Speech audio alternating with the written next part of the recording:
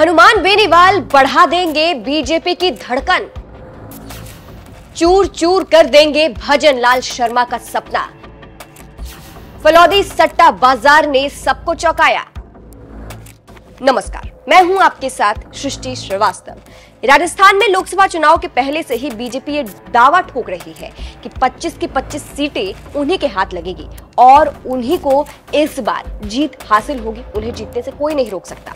खासकर भजन लाल शर्मा भी यही सपना देख रहे हैं कि 25 सीटें बीजेपी जीतेगी, लेकिन भजन लाल का सपना अब आरएलपी प्रमुख हनुमान बेनीवाल तोड़ देंगे। कैसे?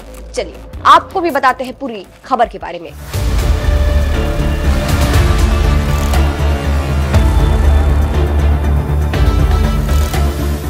दरअसल लोकसभा चुनाव को लेकर बीजेपी बहुत कॉन्फिडेंट है, लेकिन राजस्थान में इनकी मुश्किलें बढ़ रही है क्योंकि ऐसे कई सीट है जहां इंडिया गठबंधन के साथ जनता है और बीजेपी वहां से आउट हो रही है। इसी में आती है हनुमान बेनीवाल की नागौर लोकसभा सीट।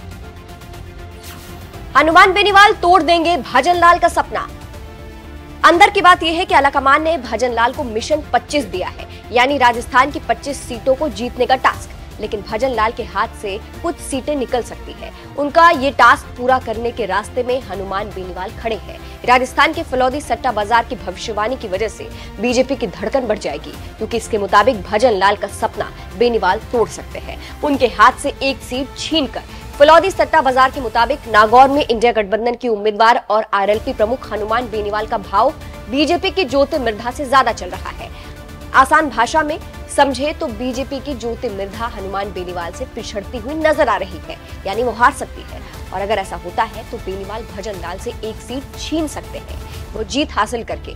इसीलिए कहा जा रहा है कि हनुमान बेनीवाल भजन लाल का मिशन 25 का सपना तोड़ देंगे।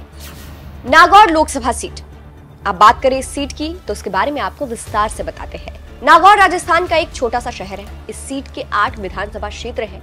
1952 में पहली बार यहाँ लोकसभा चुनाव हुआ था।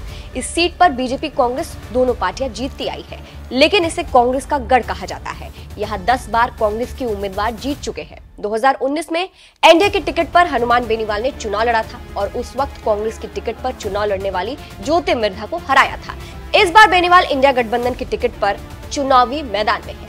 अब बात हनुमान बेनीवाल की करें तो बेनीवाल लगातार एक्टिव तो है, लेकिन उनकी मुश्किलें भी बढ़ रही है। अभी हाल फिलहाल ही 19 अप्रैल को कुचेरा में मतदान के दौरान बीजेपी और आरएलपी के कार्यकर्ता आपस में भिड़ गए थे, जिसके बाद हनुमान बेनीवाल ने शाम को सार्वजनिक स्थान पर जनसभा को संबोधित किया था।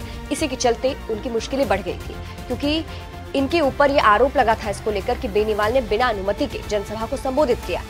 फिर बीजेपी प्रत्याशी ज्योति मिर्धा ने पर्यवेक्षक को शिकायत दी थी और फिर बेनीवाल पर मुकदमा दर्ज हुआ था। इतना ही नहीं, इस मामले की जांच सीआईडी सीबी को सौंप दी गई थी। भजन लाल सरकार ने सीआईडी सीबी को इसकी जिम्मेदारी दे दी थी। फिलहाल अब तो आने वाले वक्त में पता चलेगा कि किसको जीत हासिल होती है। आपको क्या लगता है, क्या सच में भजन लाल का सपना हनुमान बेनीवाल तोड़ देंगे? कमेंट करके जरूर बताइएगा। नमस्कार।